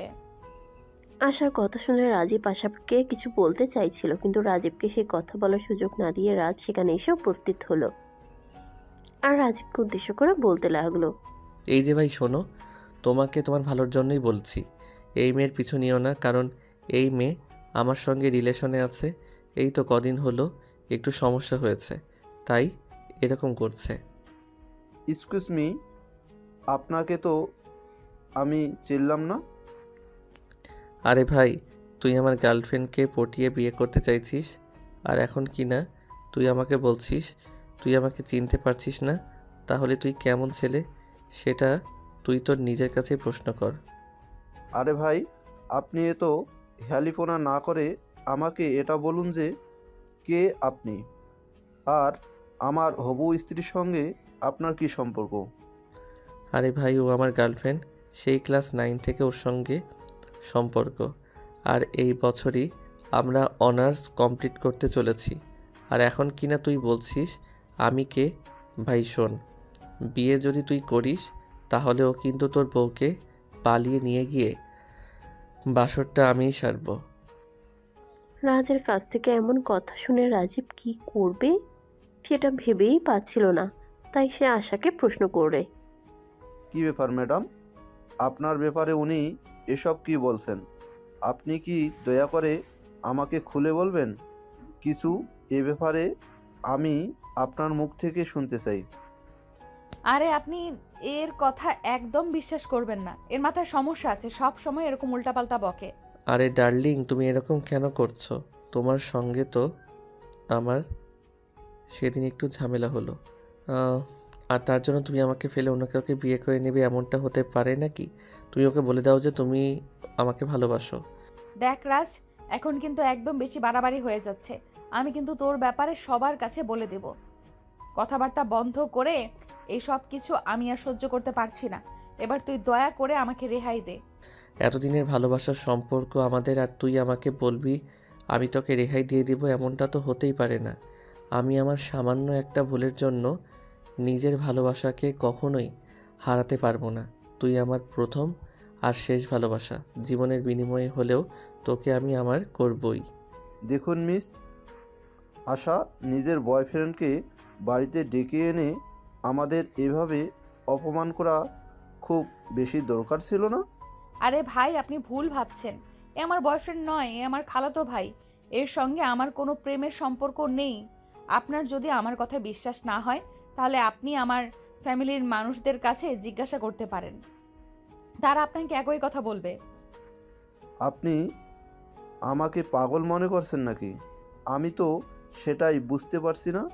আমি কেন আপনার এই বিষয়ে আপনার ফ্যামিলির সঙ্গে আলোচনা করতে যাব? আমি নিজের চোখে যেটা দেখছি সেটা কি যথেষ্ট নয়? যাই হোক, আমি আপনাকে বিয়ে করছি না, এটা আমার ফাইনাল সিদ্ধান্ত। কারণ যে মেয়ে আমার সামনে তার বয়ফ্রেন্ডকেও অস্বীকার করতে পারে, দুদিন পরে সে আমাকে রেখে তার বয়ফ্রেন্ডের সঙ্গে পালাবে, এটা কোনো অনিশ্চয়তা নেই। হায় আল্লাহ, এসব আপনি কি বলছেন? দেখুন মিস্টার, আপনাকে এতক্ষণ ধরে আমি ভদ্রভাবে কথা বলছি, কিন্তু তার মানে এই নয় যে আপনি আমাকে যা বলবেন তাই আমি মুখ বুজে সহ্য করব। দেখুন, আপনি আমার সম্পর্কে কোনো কিছু না জেনে আমার চরিত্রের উপর আঘাত আনতে পারেন না। আপনার চরিত্রের উপর আঘাত হানার কোনো ইচ্ছে আমার ছিল না, কিন্তু আমি নিজের চোখে যেগুলো দেখতে পেলাম সেগুলোর পর আর বিশ্বাস না করে থাকতে পারলাম না। যাই হোক, আপনার সঙ্গে আর কোনো কথা নেই, আপনার ফ্যামিলির সঙ্গেই কথা হবে। এই কথা শুনে রাজীব নিচে চলে আসলো, আর পিছু পিছু আশা আর রাজও নিচে আসলো। তাদেরকে নিচে আসতে দেখে আশার আব্বু রাজীবকে জিজ্ঞাসা করলো। তো কি ব্যাপার, তোমরা কি সিদ্ধান্ত নিলে? সিদ্ধান্তের কথা পরে বলুন, আগে আপনি আমাদের এটা বলুন যে আপনি সব কিছু জেনে শুনে কেন আমাকে ডেকে এনে অপমান করেছেন? আপনি তো জানতেন আপনার মেয়ের অন্য একটা ছেলের সঙ্গে সম্পর্ক রয়েছে, তারপরও কেন আপনি আমাদের এখানে ডেকে নিয়ে আসলেন? এসব তুমি কি বলছো? অন্য একটা ছেলের সঙ্গে সম্পর্ক আছে মানে? আমার মেয়ে তো কোনোদিন আমাকে এ ব্যাপারে কিছুই বলেনি যে সে অন্য ছেলের সঙ্গে রিলেশনে আছে। হ্যাঁ, আপনার মেয়ে আমাকেও বলেনি। আমি যখন জিজ্ঞেস করলাম বয়ফ্রেন্ডের ব্যাপারে, তখন আপনার মেয়ে আমাকে মুখের উপর না বলে দিয়েছে। কিন্তু ওই ছেলেটা যদি তখন সামনে এসে সত্য কথা না বলতো তাহলে তো আমি জানতেই পারতাম না যে আপনার মেয়ের বয়ফ্রেন্ড আছে। ওই ছেলেটা মানে তুমি কোন ছেলেটার কথা বলতে চাইছো? আমি তো কিছুই বুঝতে পারছি না। তুমি একটু দয়া করে বিষয়টা আমাকে খুলে বলবে? রাজীব তখন সামনেই দাঁড়িয়ে থাকায় রাজকে হাত ধরে টেনে সবার সামনে দাঁড় করিয়ে বলে। এই যে এই ছেলেটাই আপনার মেয়ের বয়ফ্রেন্ড। আপনার মেয়েকে যখন আমি জিজ্ঞেস করেছিলাম তখন সে আমাকে কিছুই বলেনি, আর ঠিক ওই মুহূর্তে এই ছেলেটা এসে সব কিছু আমাকে বলে দিয়েছে। ভাগ্যিস ছেলেটা সমস্ত সত্য কথা আমাকে বলে দিয়েছে, তা না হলে তো খুব খারাপ কিছু একটা হয়ে যেতে পারতো। আরে ভাই, আপনি কেন বুঝতে পারছেন না? আমি সেই তখন থেকে বলছি সেরকম কিছুই নয়। এই ছেলেটা আমার খালাতো ভাই, তার সঙ্গে আমার সেরকম কোনো সম্পর্ক নেই। সে আপনাদেরকে শুধু শুধু বোকা বানাচ্ছে এবং আপনাদের সঙ্গে ফাজলামো করছে। আরে বাবা, আমি ফাইজলামো কেন করতে যাব? আমি যেটা সত্য সেটাই বলছি। আপনারা সবাই শান্ত হয়ে বসেন না আর আমার কথা শুনুন। আশা আর আমি সেই ছোটবেলা থেকে একসঙ্গে বড় হয়েছি, আর ভালোবাসা ভালো লাগার মতো বয়সটাতে দুজন দুজনকেই কাছে পেয়েছি। তাই আমাদের মধ্যে ভালোবাসাটা নিজেদের অজান্তেই তৈরি হয়ে গেছে। আশা করি আপনারা সবাই এই বিষয়টা খুব ভালো করে বুঝতে পেরেছেন। আমাকে আর আপনাদেরকে কিছুই খুলে বলতে হবে না। হ্যাঁ ভাই, আমরা সবাই বিষয়টা খুব ভালোভাবেই বুঝতে পেরেছি। আর আপনাকে আমাদের এই বিষয়টা বুঝিয়ে দেওয়ার জন্য অসংখ্য ধন্যবাদ। আপনি যদি সময় মতো এসে আমাকে এই কথাটা না বলতেন, তাহলে তো আমার ফ্যামিলি পুরো প্রস্তুতি নিয়ে এসেছিল এঙ্গেজমেন্ট করিয়ে রাখার। যাই হোক, যা হয়েছে ভালোই হয়েছে। আল্লাহ পাক রাব্বুল আলামিন যা করেন বান্দার মঙ্গলের জন্যই করেন। এরপর আর কোনো কথা না বলে রাজীব তার ফ্যামিলির মানুষজনদের নিয়ে আশাদের বাড়ি থেকে বের হয়ে চলে গেল। এদিকে মানুষজন চলে যাওয়াতে আশার ড্রয়িং রুমে বসে বসে কান্না করছে। বাড়ির সবাই সেখানে বসে আছে, কেউ কোনো কথা বলছে না, চুপচাপ নীরবতা চলছে। তখনই সেখান থেকে উঠে এসে আশার আম্মু রাজের হাত ধরে বলল, রাজ বাবা, তুই কেন করলি আমাদের সঙ্গে এরকমটা? তুই তো খুব ভালো করেই জানিস আমরা আশাকে বিয়ে দেওয়ার জন্য কতটা তৎপর হয়ে আছি। তোর কি এরকমটা করা খুব বেশি দরকার ছিল? I am so sorry aunty, তোমাদের সবাইকে এইভাবে অপমানিত হওয়ার জন্য। কিন্তু কি করব বলো, আশাকে আমি সত্যিই ভালোবাসি, আর সেই ছোটবেলা থেকে। কিন্তু এই কথাটা আমি আশাকে কোনোভাবেই বোঝাতে পারি না। সে সবসময় আমাকে ইগনোর করে চলে, কখনো সে আমার ভালোবাসা স্বীকারই করে না। কিন্তু তোমরা সবাই বিশ্বাস করো, আশাকে আমি খুব ভালোবাসি। তাকে ছাড়া আমি আমার লাইফের একটা সেকেন্ডও কল্পনা করতে পারি না। তাই তো সে চলে আসার পর আমিও পাগলের মতো ছুটে এখানে চলে এসেছি। আর এখন সে আমাকে ছেড়ে অন্য কারো হয়ে যাবে, এটা আমি কোনোভাবেই মেনে নিতে পারছি না। তুমি আশা কি ভালোবাসা সেটা তুমি আমাদের জানাতে পারতে, তোমার ফ্যামিলিকে জানাতে পারতে। আমরা সবাই মিলে বসে আলোচনা করে কিছু একটা সিদ্ধান্ত নিতাম। কিন্তু এরকম করাটা কি তোমার একটুও উচিত হয়েছে? সেটা তুমি তোমার নিজের বিবেকের কাছে প্রশ্ন করে দেখো। আই এম সরি আঙ্কেল, আমি বুঝতে পারিনি এরকমটা হবে।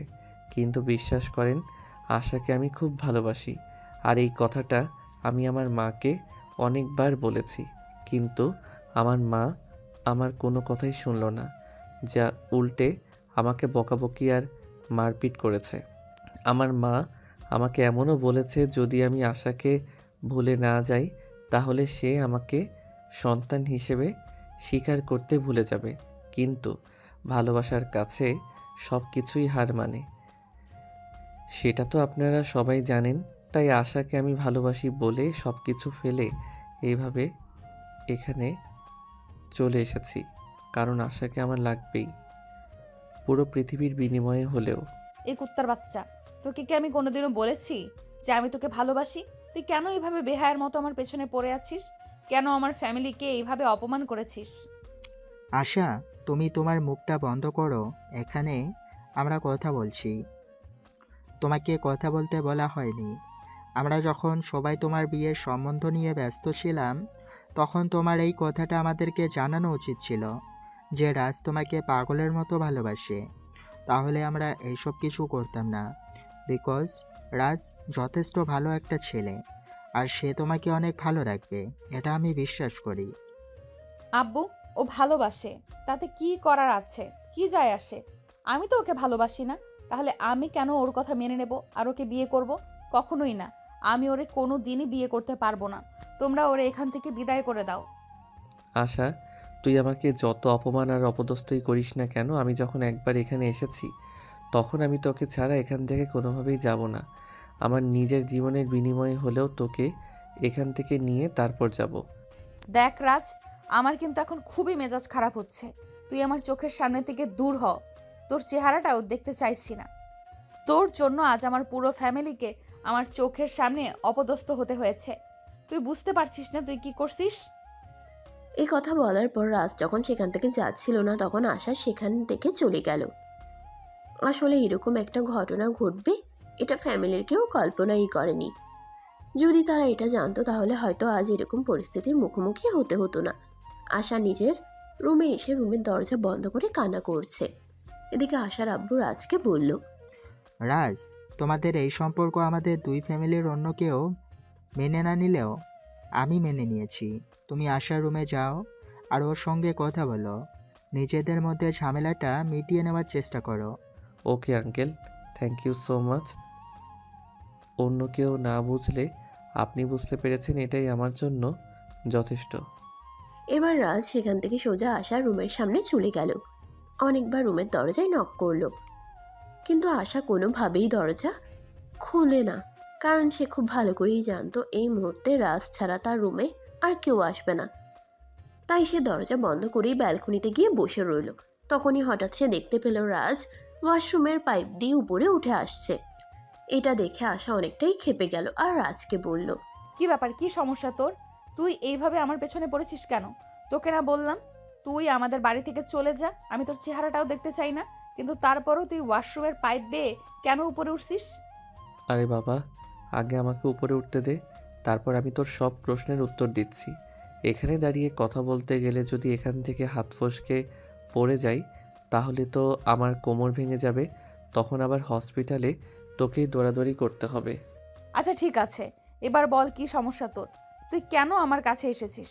আমি তো রুমের দরজা বন্ধ করে এখানে এসে বসে আছি যাতে তুই আমাকে কোনো বিরক্ত করতে না পারিস। তুই আগে আমাকে এটা বল, তুই রুমের দরজা কেন বন্ধ করেছিস? তুই জানিস না আমি তোকে ভালোবাসি, তোকে ছাড়া আমি এক মুহূর্ত থাকতে পারবো না। আর সেখানে তুই যদি আমাকে ছেড়ে অন্য কাউকে বিয়ে করে নিস তাহলে আমি কি করে বাঁচবো তুই আমাকে বল। শোন রাজ, তোকে আমি আগেও বলেছি আর এখনও বলছি, ভালোবাসা কখনোই একতরফা হয় না। ভালোবাসতে গেলে দুজনকে সমানভাবে বাসতে হয়, তা না হলে সেই ভালোবাসার কোনো ভ্যালু থাকে না। তুই আমাকে ভালোবাস, তোকে ভালোবাসতে কে নিষেধ করেছে? শোন, বিয়ে করার জন্য আর 5টা ছেলের মধ্যে যা রয়েছে আমার মধ্যেও তাই রয়েছে। আমি তোকে সুখে রাখতে পারবো, তুই আমার উপর এইটুকু ভরসা রাখতে পারিস?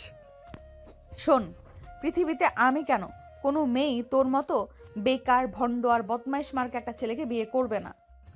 আরে তুই আমাকে বেকার কেন বলছিস? এই তো সবে পড়াশোনা শেষ করলাম, এখন আমি আমার বাবার ব্যবসা দেখাশোনা করব। তাছাড়া তুই খুব ভালো করেই জানিস আমার বাবার পরে বাবার সমস্ত সম্পত্তির একমাত্র উত্তরাধিকারী হলাম আমি।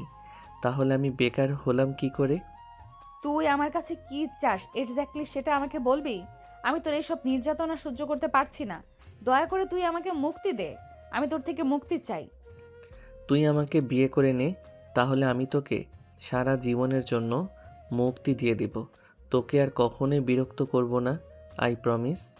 আমারে পাগলে পাইছে না, বুকে ধরছে যে আমি তোকে বিয়ে করতে যাব আর তুই সারা জীবন আমাকে জ্বালাতন করবি? কখনোই না, আমি তোকে কোনো দিনই বিয়ে করব না, মরে গেলেও না। দেখ আশা, আঙ্কেল কিন্তু তোকে আর আমাকে বিয়ে দিতে রাজি হয়েছেন, তাহলে তুই কেন রাজি হচ্ছিস না সেটা বল আমাকে। শোন, পৃথিবীর কোনো ইতিহাসে এটা লেখা নেই যে তোকে আমার বিয়ে করতে হবে, তাই তোকে বিয়ে করার কোনো বাধ্যবাধকতা নেই। এই বলে আশা সেখান থেকে চলে গেল। একদম বাড়ি থেকে বের হয়ে পুকুর ঘাটে গিয়ে তখনই আশার আব্বু সেখানে আসলো আর তার পাশে বসে বসতে লাগলো। মামনি, আমি তোমার সঙ্গে কিছু কথা বলতে চাই। তুমি রাজের ব্যাপারে ছাড়া অন্য যে কোনো ব্যাপারে আমার সঙ্গে কথা বলতে পারো, আমি সব ব্যাপারে তোমার সঙ্গে কথা বলতে প্রস্তুত, কিন্তু রাজের ব্যাপারে আমি কোনো কথা বলতে চাই না। আমি তোমার সঙ্গে রাজের ব্যাপারে কথা বলতে চাই, আর আমার সমস্ত কথা তোমাকে শুনতেই হবে, কারণ রাজ যথেষ্ট ভালো একটা ছেলে। তুমি ছোটবেলা থেকে তার সঙ্গে বড় হয়েছ। সে তোমাকে যতটা বুঝবে, অপরিচিত একটা ছেলে তোমাকে কখনোই এতটা বুঝবে না। তাছাড়া রাজের ব্যাপারে আমি যথেষ্ট কনফিডেন্স নিয়ে বলতে পারি, সে তোমায় ভালোবাসে আর ভালো রাখবে। আব্বু, পৃথিবীতে ছেলের অভাব পড়েনি যে আমার সারা পৃথিবীর ছেলেদের রেখে রাজকেই বিয়ে করতে হবে। আমি রাজকে বিয়ে করব না। বিয়ে করা, সংসার করা বা ভালোবাসার জন্য যে একটা ফিলিংস প্রয়োজন, সেটা আজ পর্যন্ত রাজের জন্য কোনোদিনই আমার আসেনি, আর ভবিষ্যতেও আসবে বলে আমার মনে পড়ে না। কিন্তু আমার মনে হয় সেটা তোমার ধারণার ভুল, কারণ আমি তোমাদের বয়সটা পার করে এসেছি।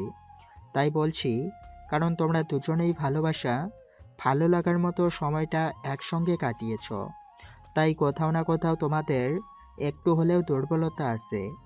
তাই আমি সব কিছু চিন্তা ভাবনা করে সিদ্ধান্ত নিয়েছি, তোমাকে রাজের সঙ্গেই বিয়ে দেব।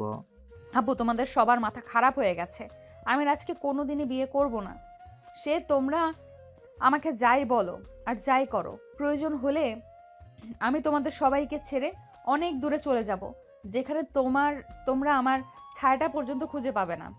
অতঃপর আশা তার আব্বুকে আর কোনো কথা বলার সুযোগ না দিয়ে সেখান থেকে চলে গেল। এদিকে আশার আব্বু বাড়ির ভিতরে এসে রাজের আম্মুকে ফোন করলো। আসসালামু আলাইকুম দুলাভাই, কেমন আছেন? হঠাৎ এতদিন পর কি মনে করে? আপনি তো ব্যস্ত থাকেন, সচরাচর আমাদের কাউকেই ফোন করেন না। ওয়ালাইকুম আসসালাম। এই তো আলহামদুলিল্লাহ, আল্লাহর অশেষ রহমতে ভালোই আছি। তোমাদের সঙ্গে একটু জরুরি দরকার ছিল। তুমি কি রাজের আব্বুকে নিয়ে একবার আমাদের বাড়িতে আসতে পারবে? আসলে আমি এক সপ্তাহে ছুটিতে এসেছি, তাই তোমাদের সঙ্গে একবার দেখা করতে মন চাইলো। তাছাড়া তোমাদের সঙ্গে একটু জরুরি বিষয়ে কথা বলতে চাই। কি ব্যাপার দুলাভাই, কিছু হয়েছে নাকি?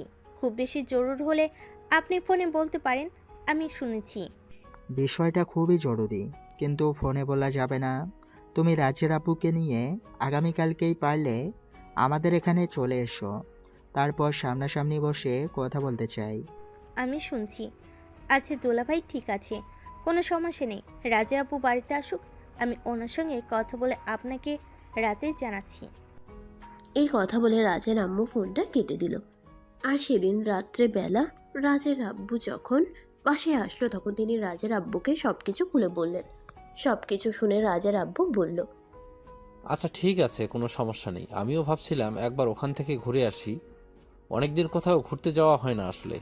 আমাদের তো তেমন কোনো আত্মীয় স্বজন নেই, তাই আত্মীয় স্বজনের বাড়িতে বেড়াতে যাওয়াটা খুব কমই হয়ে থাকে। এখন যেহেতু দুলাভাই আমাদেরকে ইনভাইট করেছেন, তাহলে তো ভালোই হলো। তাহলে কি আমি সকালবেলা ব্যাগপত্র সব কিছু গুছিয়ে রাখবো? হ্যাঁ, তুমি সকালবেলা সব কিছু গুছিয়ে রেখো। আমি অফিসের কাজ শেষ করে দুপুরের মধ্যেই বাসায় চলে আসব, আর তারপর সন্ধ্যার মধ্যেই তাদের বাড়িতে চলে যাব। অতঃপর পরদিন সন্ধ্যা হতে না হতেই রাজের আব্বু আম্মু আশাদের বাড়িতে চলে আসলো। আশা তার খালামণি আর খালুকে তাদের বাড়িতে দেখে একদম অবাক হয়ে তার খালামণিকে জিজ্ঞাসা করে, কি ব্যাপার খালামণি, হঠাৎ করে তোমরা আমাদের বাড়িতে চলে আসলে? আমি তো কিছুই বুঝতে পারছি না, আসলে কি হচ্ছে আমাদের বাড়িতে। হ্যাঁ, সেটা তো আমিও বুঝতে পারছি না। কালকে তোমার আব্বু হঠাৎ করে ফোন দিল আর আমাদের দুজনকে এখানে আসতে বললো, কারণ জিজ্ঞেস করলে তোমার আব্বু আমাদের দুজনকেই বললো না। এইভাবে হুট করে চলে আসলাম। আচ্ছা ঠিক আছে, তোমরা ভেতরে গিয়ে বিশ্রাম নাও।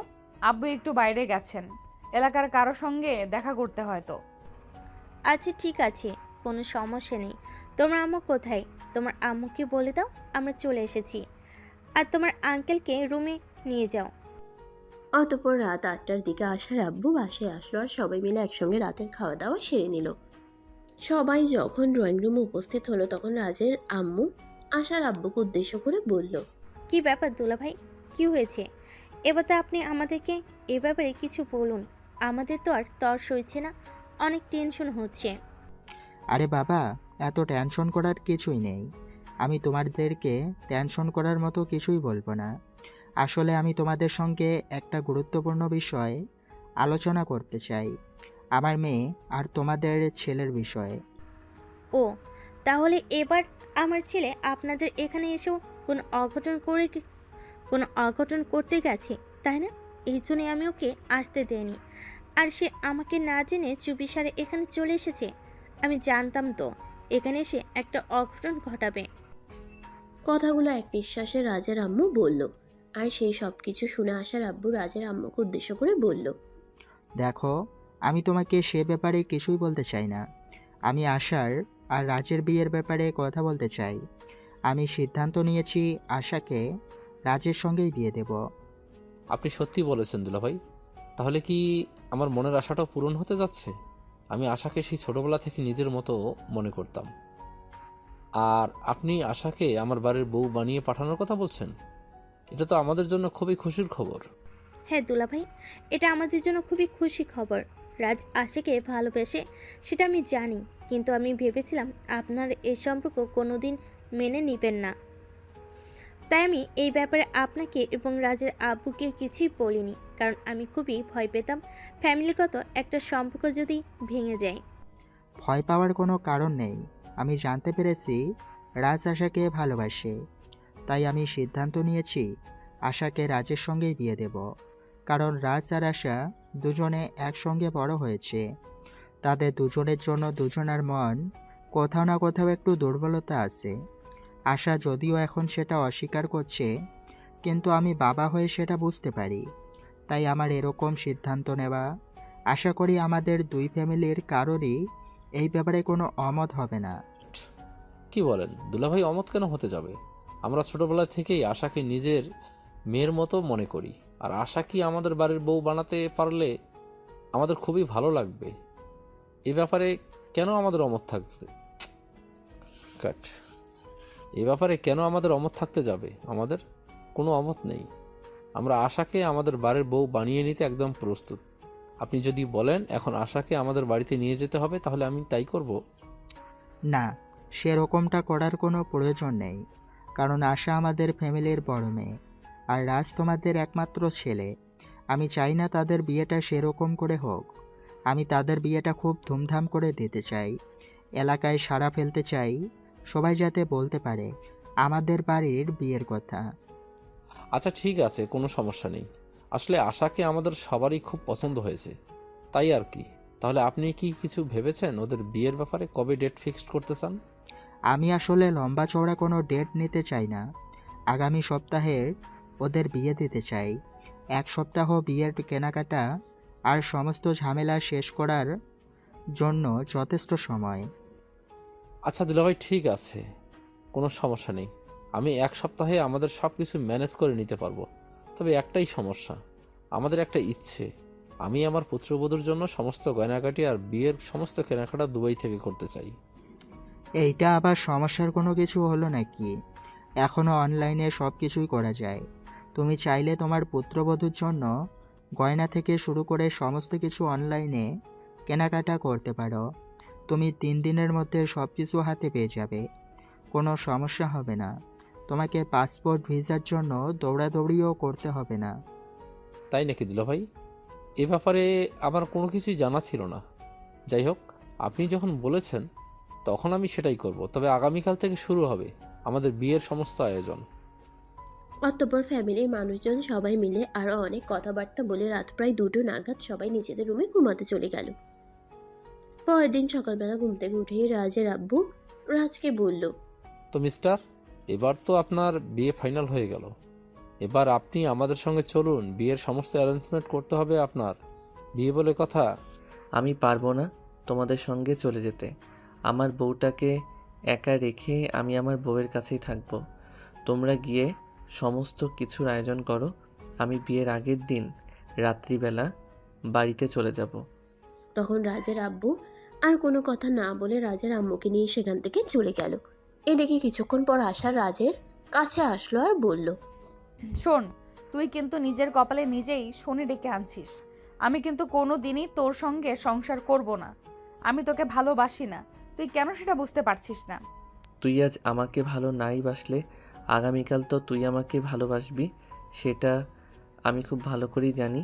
যাই হোক, বিয়ের প্রস্তুতি নেই। আমি বুঝতে পারি না একটা মানুষ কত নাম্বার ছ্যাঁচড়া হলে তার বিপরীতের মানুষটা তাকে ভালোবাসে না, তাকে সহ্য করতে পারে না সেটা জেনেও তার পেছনে পড়ে থাকে। এটাকে ভালোবাসা বলে। ভালোবাসার জন্য মানুষ সব কিছুই করতে পারে, আর আমি তোর এইটুকু অপমান সহ্য করতে পারবো না। তোর যা ইচ্ছা তাই করতে পারিস, আমার তোকে কিছুই বলার নেই, কারণ তুই তো একটা নির্লজ্জ বেহায়া। তোকে যাই কিছু বলি না কেন সেগুলো তোর গায়ে লাগবে না, কারণ তুই তো তোর গায়ে গন্ডারের চামড়া পরে আছিস। হ্যাঁ, তুই একদম ঠিক কথাই বলেছিস। কাউকে ভালোবাসতে হলে নিজের গায়ে গন্ডারের চামড়া লাগাতে হয়, তা না হলে তো ভালোবাসার মানুষটা থাকবে না। ভালোবাসার মানুষগুলো বড্ড অভিমানের রাগী আর বদমেজাজি হয়। তাদের এইসব অত্যাচার সহ্য করার জন্য নিজের গায়ের চামড়াকে গন্ডারের চামড়া বানাতে হয়, তা না হলে ভালোবাসা স্বীকৃতি পায় না। তুই যাই কিছু করিস না কেন তোর ভালোবাসা কোনোদিনই স্বীকৃতি পাবে না, এটা তুই নিশ্চিন্ত থাকতে পারিস। এই কথা বলে আশা সেখান থেকে চলে যেতে চাইছিল, তখনই রাজ পিছন থেকে আশার হাতটা ধরে ফেলে আর টান দিয়ে নিজের কাছে টেনে নেয়। আশা তখন রাগে কটমট করতে থাকে আর বলতে থাকে, এসব কি হচ্ছে? আমাকে ছেড়ে দে বলছি না, তা না হলে কিন্তু তোর সঙ্গে খারাপ কিছু হয়ে যাবে, এটা আমি তোকে বলে দিলাম। কিছুই হবে না, কারণ আমি এখন তো লাইসেন্স পেতে চলেছি। সবাই জানে আমি তোকে ভালোবাসি। এখন যদি অন স্ক্রিনে রোম্যান্স করি তাও কেউ কিছু বলবে না। তুই ছাড়বি আমাকে? ছাড়বি না? দেখ, আমার কিন্তু এখন একদম মেজাজ খারাপ হয়ে যাচ্ছে, আর আমার মেজাজ খারাপ হলে আমি কি করতে পারি সেটা কিন্তু তুই ভালো করেই জানিস। এরপর আশাকে আর কোনো কথা বলার সুযোগ না দিয়ে রাজ আশার ঠোঁট দুটো নিজের দখলে নিয়ে নিল আর আশার মাথাটা চেপে ধরে ইচ্ছামতো কিস করতে থাকলো। আশা অনেক চেষ্টা করছিল নিজেকে ছাড়ানোর জন্য, কিন্তু কোনোভাবেই ছাড়াতে পারছিল না। একটা পুরুষ মানুষের সঙ্গে একটা মেয়ে মানুষ কি করে পেরে উঠবে? কিছুক্ষণ পর রাজ যখন আশাকে ছেড়ে দিল তখন আশা রাজকে একটা চড় মেরে বলল, অসভ্য নির্লজ্জ বেহায়া একটা ছেলে, এত অপমান করি তাও তোর গায়ে লাগে না? তোর শরীরে আসলেই গন্ডারের চামড়া, তুই এরকম কেন বলতো? কারণ আমি তোকে ভালোবাসি। ভালোবাসতে হলে মানুষকে অসম্ভব ধৈর্য থাকতে হয়, তাই আমি তোর সব কিছু ধৈর্য সহকারে সহ্য করি। যাই হোক, তোর এই সব কিছু আর বেশি দিন থাকবে না, কারণ অল্প কয়েকদিনের মধ্যেই তোর সঙ্গে আমার বিয়ে হতে চলেছে। আর নিজের স্বামীকে কেউ কখনোই অপমান অসম্মান করতে পারে না, আর তুইও সেসব করতে পারবি না। আর তখন কিন্তু তুই নিজেই আমাকে ভালোবাসতে শুরু করবি। আশা যখন রাজের কথার কোনো উত্তর না দিয়ে চুপচাপ সেখান থেকে চলে গেল। এদিকে দেখতে দেখতে বিয়ের দিন তারিখ ঘনিয়ে এলো। বিয়ের সমস্ত কেনাকাটা কমপ্লিট হয়ে গেছে, বাড়িঘর সবকিছু সুন্দর করে সাজানো হয়েছে, লাইটিং করা হয়েছে, ডেকোরেশন করা হয়েছে। সবকিছুই কমপ্লিট হওয়ার পর রাজের আব্বুর রাজকে ফোন দিল বাড়িতে যাওয়ার জন্য। এই যে মহাশয়, এবার তো আপনার বিয়ের সময় ঘনিয়ে এলো, সমস্ত অ্যারেঞ্জমেন্ট করা শেষ। এবার আপনাকে বাড়িতে আসতে হবে, কারণ কাল আপনার গায়ে হলুদ আর পরশু আপনার বিয়ে। আব্বু, তুমি এভাবে কেন কথা বলছো? আমার বিয়ে সেটা কত আনন্দের বিষয়, সেটা তুমি জানো নাকি জেনে শুনে তুমি আমার সঙ্গে ইয়ার্কি করছো? তুই আমার একমাত্র আদরের ছেলে, তোর পরে আর কোনো সন্তান নেই। তোর প্রতি ভালোবাসাটা কমে যাবে বলে আমি তোকে অবহেলা কি করে করি? তুই তো আমার 7 রাজার ধন, তুই আমার জীবনের সব কিছু। যাই হোক, এখন কথা না বাড়িয়ে আজকে বিকেলেই বাড়িতে চলে আয়। আগামীকাল সকাল থেকেই বাড়িতে হলুদের অনুষ্ঠান শুরু হবে। তোর গায়ের হলুদ দিয়ে তোর বউয়ের গায়ে হলুদ হবে। আচ্ছা বাবা, ঠিক আছে, কোনো সমস্যা নেই। আমি আজ বিকালে চলে আসছি। এখন ফোনটা রাখো, আমি একটু আমার বউটার কাছে যাই আর আমার বউটাকে এই খুশির খবরটা দিয়ে আসি। এই কথা বলে রাজ আর কোনো উত্তরের অপেক্ষা না করেই ফোনটা কেটে দিল আর সঙ্গে সঙ্গে আশার রুমে চলে গেল। আশা তখন ফোনে ফেসবুকের নিউজ ফিড স্ক্রলিং করছিল। রাজ রুমে এসে সেটা দেখেও সে না দেখার ভান করে শুয়ে রইল। তখন রাজ তার পাশে গিয়ে বসলো আর তার হাতটা ধরে বলল, প্রেয়সী, এই তো আর অল্প কিছুটা সময়, তারপরেই তুমি সম্পূর্ণ আমার হতে চলেছ। আগামীকালকেই কিন্তু তোমার আর আমার গায়ে হলুদ, আর তারপরের দিন বিয়ে। তারপর থেকে তুমি ফাইনালি আমার। আচ্ছা ঠিক আছে, সেটা সময় হলে দেখা যাবে, যখন তুই আমাকে বিয়ে করতে পারবি তখন। ঠিক আছে, তাহলে এই অপেক্ষায় থেকো। আগামীকাল গায়ে হলুদ আর পরশু আসছি তোমাকে নিতে। আমি কিন্তু তোমাকে নিয়েই এই বাড়ি থেকে বের হব, এটা আমার প্রমিস। এই কথা বলে তারপর আর এক মুহূর্ত দেরি না করে রাজ সেখান থেকে বের হয়ে চলে গেল নিজের বাড়ির উদ্দেশ্যে। বাড়িতে পৌঁছাতেই তার প্রায় সন্ধ্যা হয়ে গেল। বাড়িতে তার দাদার বাড়ির মেহমানরা অপেক্ষা করছিল। সে বাড়িতে পৌঁছাতেই তার দাদু তাকে বলল, আমার দাদু ভাইটা এত বড় হয়ে গেছে সেটা তো আমাদের কারোরই খেয়ালই ছিল না। এই তো সেদিন ছোট বাচ্চাটা হলো, আর আজকে তার বিয়ের তোড়জোড় চলছে। কদিন পর তার ঘরে একটা ছোট্ট ফুটফুটে বাবু আসবে। হ্যাঁ দাদু, তাই যেন হয়। তুমি দোয়া করো যাতে খুব তাড়াতাড়ি একটা ছোট্ট বাবু আমাদের বাড়িতে আসে। সেটা আবার বলতে হয় নাকি? আমি যখন থেকে তোর বিয়ের খবর শুনেছি তখন থেকে নামাজ পড়ে আল্লাহর কাছে দোয়া করছি যেন কিছুদিনের মধ্যেই আমার দাদু ভাইয়ের ঘরে ছোট্ট ফুটফুটে একটা বাবু আসে। এখন তুমি এখানে কথা না বাড়িয়ে ভেতরে যাও।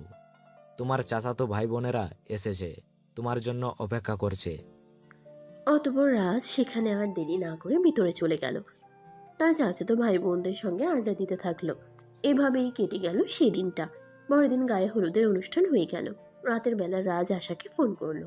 আশা তার ফোনটা ধরতে চাইছিল না, কিন্তু পরপর রাজ ফোন করেই চলেছিল, তাই বাধ্য হয়ে তাকে ফোনটা রিসিভ করতে হলো। ও ম্যাডাম, এবার তো আপনার বিশ্বাস হলো যে আপনি সত্যি সত্যি আমার হতে চলেছেন? ফাজলামো মার্কা কথাবার্তা বাদ দিয়ে তুই আমাকে এটা বল, তুই আমাকে ফোন কেন করেছিস? ফোন করেছি এই কারণেই যে আমি তোকে জানাতে চাই আগামীকাল আসছি, আর তোকে কিন্তু আমার সঙ্গে নিয়ে আসবো, আর তারপর কিন্তু দীর্ঘ ২৬ বছরের মানুষ কামনা পূরণ করব। আশা তখন কোনো কথা না বলেই ফোনটা কেটে দিল, কারণ তাকে মেহেন্দি পরানো হচ্ছিল। আর তার চাচাতো মামাতো ভাই বোনেরা তো আশেপাশেই ছিল, আর সবাই সেগুলো শুনছিল।